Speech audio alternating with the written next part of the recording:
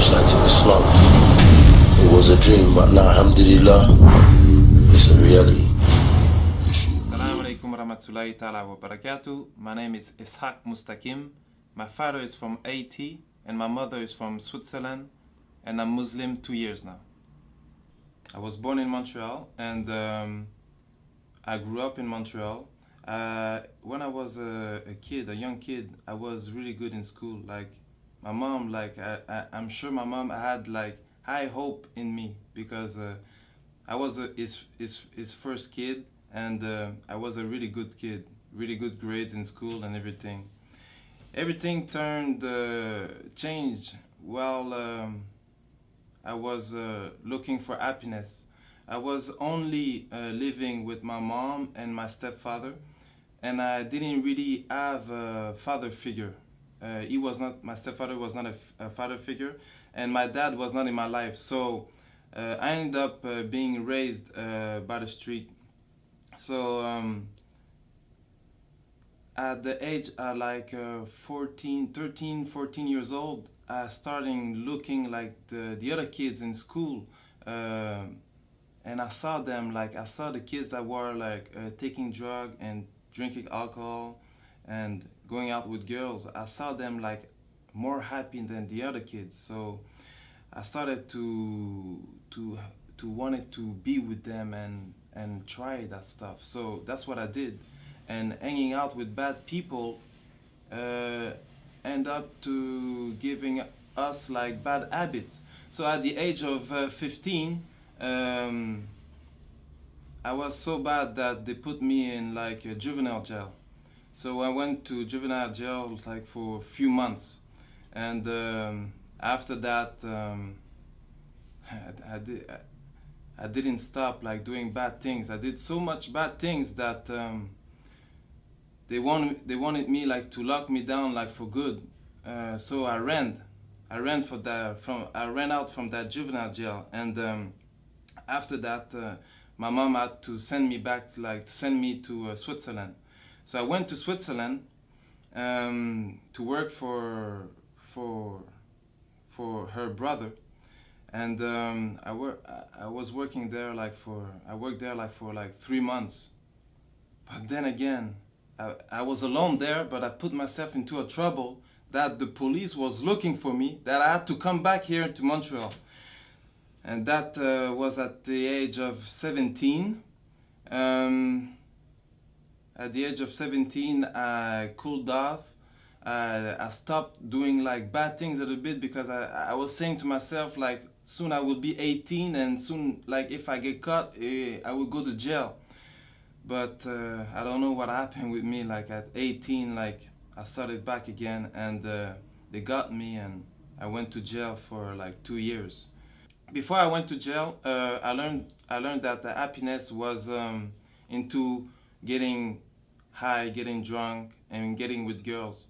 But in jail, because jail is the school of crime, I learned that the happiness was into getting a lot of material thing, a lot of money. And 2 years in that jail made me have a criminal mind. I didn't have a really criminal mind before, but that 2 years, like that's what it did. And I was Christian before, and I was Christian, but I was not praying.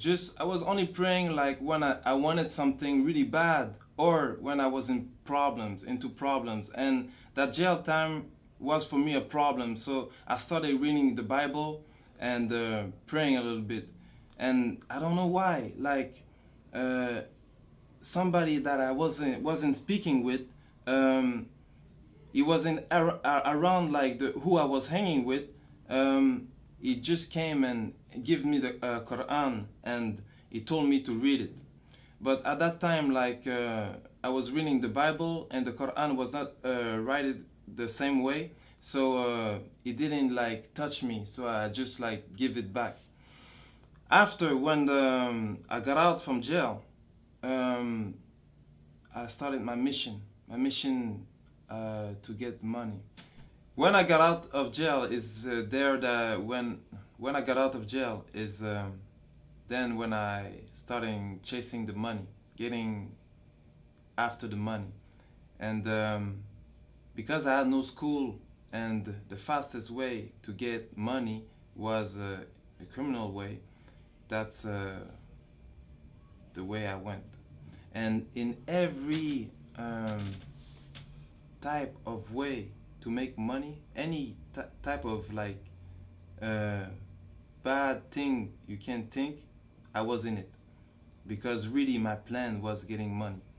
And I lived like, I don't know if it's a good thing, or if some people would say it's a good thing, some people would say it's a curse, because in my life, like, I achieved like most of my goals that I wanted. And for 10 years, like, I lived that life of like luxury, that life of power and respect. So because when I say this, like, people don't really understand, so I have to make a little bit like of explain a little bit. Like when I say like I had the things that most people, young and older, they would like to have, that I had in my life, they don't really understand, because everybody has his own perspective on like what is luxurious. So when we're talking about cars, Benzes, I had a few, BMW, Porsche, Viper, Hummer, Jaguar, Cadillac, like most of all the brands, like the big brands, that's the car that I had. Like houses, condos, but not like only like the cars like normal, like the car, because when you buy a car, it's like to make you happy, but the thing is that happiness doesn't last. So right after, like, you have to suit up the car. But after, when the car is suited up, there's nothing else to do. So you buy another car. Me at one time, like, had like 2 cars, and I was renting out like other cars just to have another change, because like I was bored. I had a house and I was living in hotel suites. It cost me like 10,000 a week just for hotel suites. So the clothes, like just the clothing, like because like when you have money, like even the money like change your style a little bit. Because before I was like I was dressing like everybody, but after that I had to like buy suits, you know, like $3,000-4,000 suits, you know. And I had like me, I was not really the type that was going like into clubs and partying.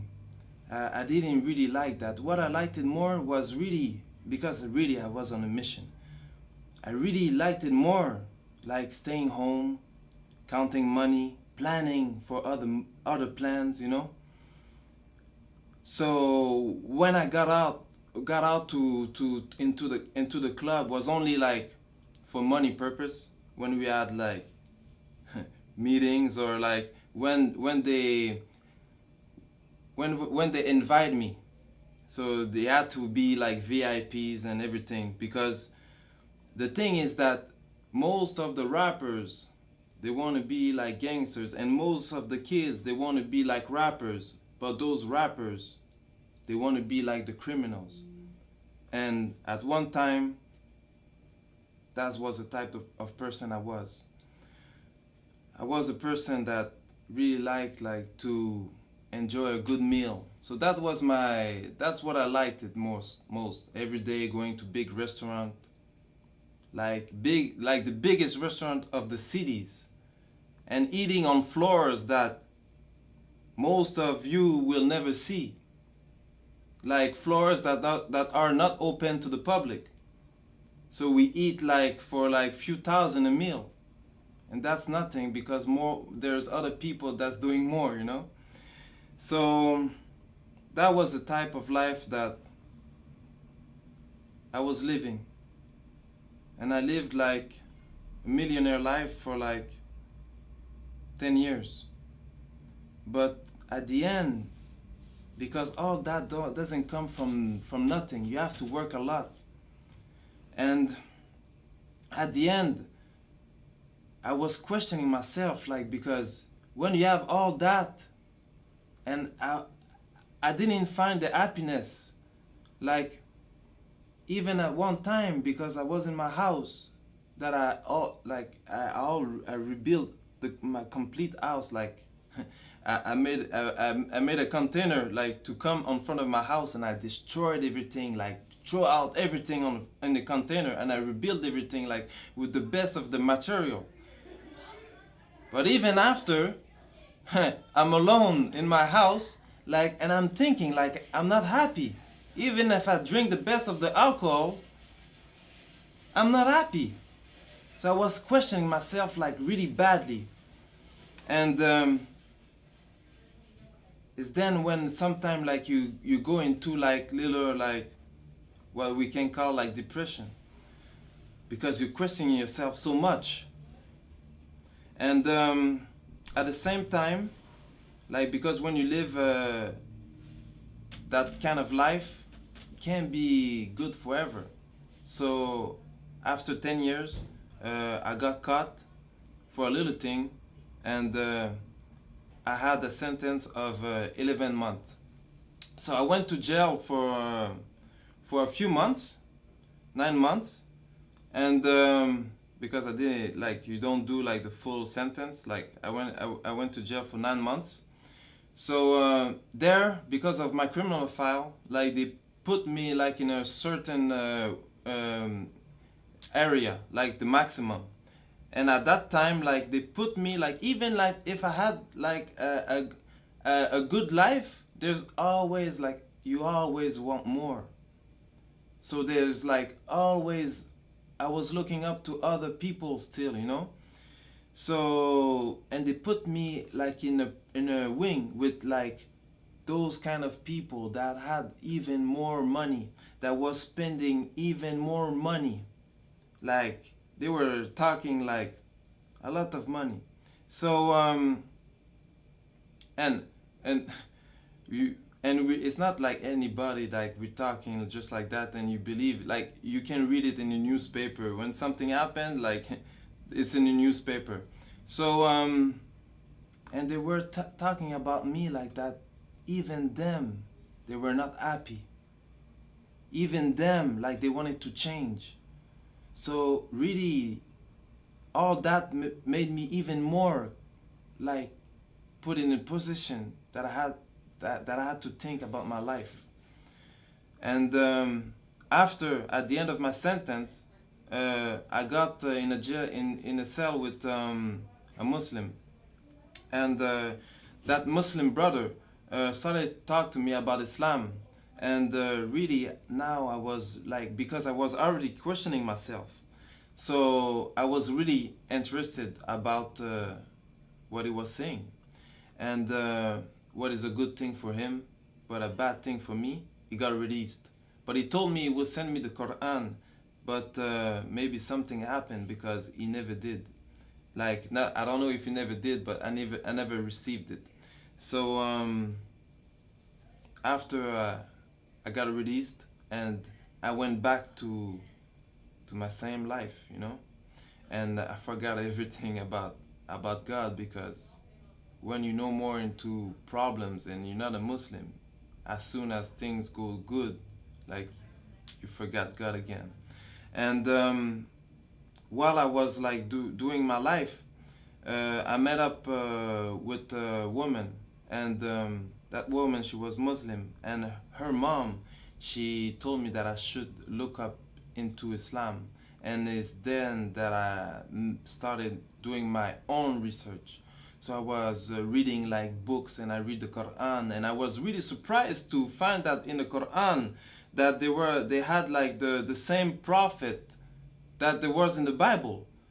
Even at a point that I didn't understood how Muslim will understand the Quran, because in the Bible they have, like, the beginning of the story, and the Quran just completed it. So and I started to do my own research, like even like a lot I was researching, and the only problem that I end up having is like that, because as a Christian you have to believe that Jesus is the Son of God, and if you don't believe this you go to hell, and if you believe it you go to paradise. And I didn't want it to go to hell for nothing. Like it had to be the true religion, so I had to really make some research. And alhamdulillah, I found that Islam was the truth, and I made my shahada. So right after I took my shahada, 3 days after, my mom called me and told me that the police was looking for me. So I went to see my lawyers, and they told me that I should give myself thin. So I went and I gave myself thin, but for the first time, it was the first time I went into jail as a Muslim. I'm here with my client Isaac, or known as Ishaq Mustaqim, who is charged in Montreal with various offenses, particularly fraud, forgery, the use of forged documents. With regards to the fraud that my client is charged with, the amount of the fraud is $689,970.24. This is what occurred in the year of 2006 over a 3-month period between the months of May and September. But there's a different side to Isaac that we know and that we've come across. Since his arrest, since these events, Isaac has completely turned his life around. I mean, notwithstanding this criminal record, breaking and entering, conspiracy to commit a criminal act, robbery, assault, mischief, intentional impersonation, the list goes on and on. Notwithstanding all of this, this individual has completely changed himself. He is no longer the person that he was when he was younger. He's married. He had a tough life. He grew up on the street. He grew up a life of crime and violence. That's no longer the person he is. He's married. He's a contributing member of society. He has a stable job. We have letters of recommendation from his employers. He's found religion. He's converted to Islam, and he's very observant of that. He commits himself to do charity work on a purely volunteer basis. No one has asked him to do this, and these are all signs of someone that has seen the process, seen that crime is not a life that he has chosen, and he has clearly indicated that he wants to be a contributing member of society, and that advice, what advice have you got to Muslims and non-Muslims regarding Islam? But because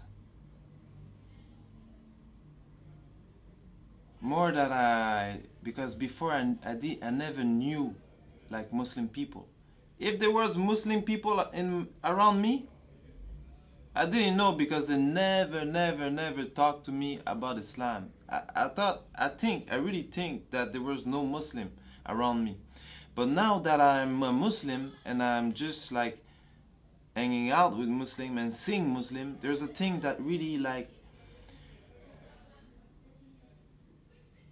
get me sad, is because me, before I used to like a lot of I used to like a lot the tattoos, and on my head a tattoo get money.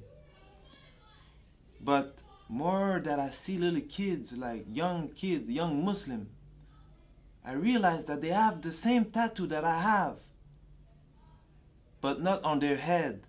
They have it on their heart, and they want to compromise their Islam for money, for like seriously stupidity. Like I don't, and that get me like really sad, that they don't know the value of what they really have.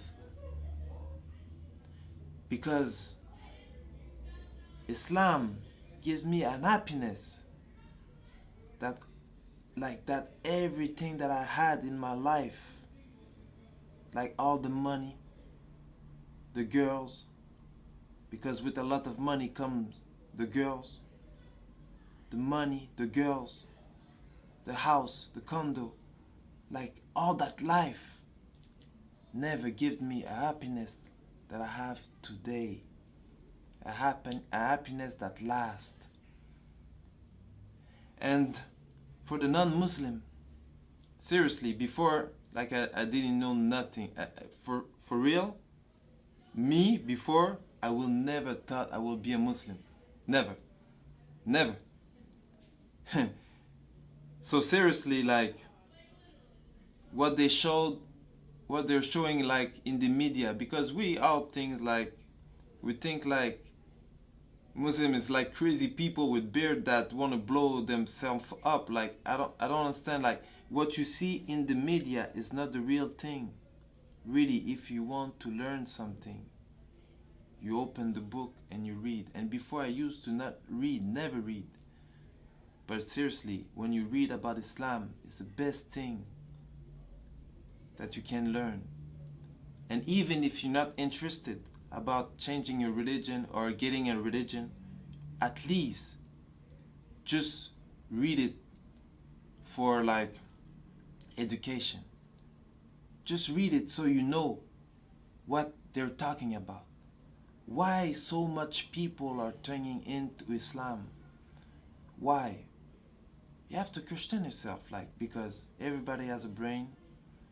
Maybe you believe there's a God or not. I believe there's a God, and a God like give us a brain, and the brain is to think. So I just ask you to think by yourself. Don't think like don't just follow what the media gives you. Like, think by yourself and read. Like, read the Quran. There's translation of the Quran in French, in English, in all the language.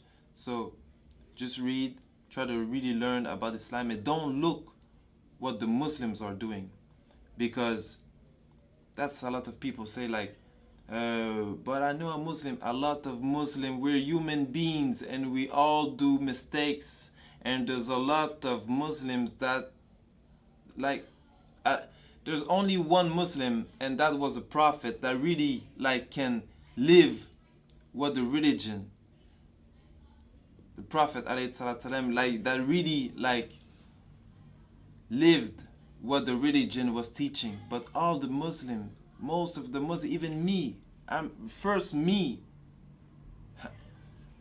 not a perfect Muslim. We all try to be good. We all try, but you can't learn the religion by looking at me or hearing what I'm saying. So that's why I'm saying, go read the Quran and learn about Islam from its source. And I want to say Jazakallahu khair to Roadside to Islam. Assalamu alaikum wa rahmatullahi ta'ala wa barakatuh.